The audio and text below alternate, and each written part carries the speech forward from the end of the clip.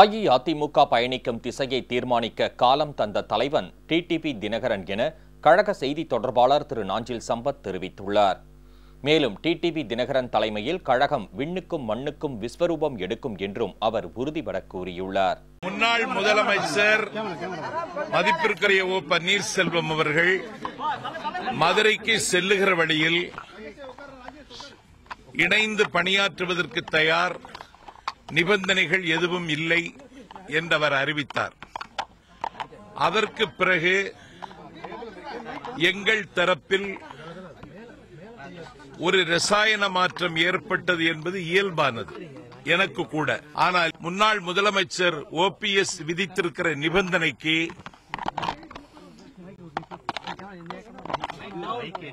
நாங்கள் கட்டுப்பட முடியாது.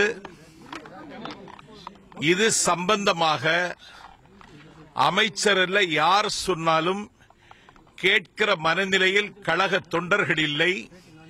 அனைத்து இந்திய அண்ணா திராவிட முன்னேற்றக் கழகத்தினுடைய திசையை தீர்மானிப்பதற்கு காலம் தந்த தலைவன் டிடிவி தினகரன் தான்.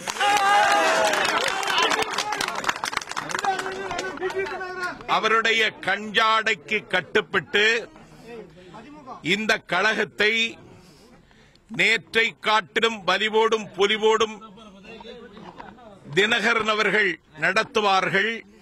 ஆதாய சூதாடிகள் எடுக்கிற முடிவு எங்களை எந்த வகையிலும் கட்டுப்படுத்தாது. அண்ணன் ஜெயக்குமார் அவர்களை நிதியமைச்சராக உட்கார வைத்து அழகு பார்த்தவரே டிடிவி தினகரன் தான்.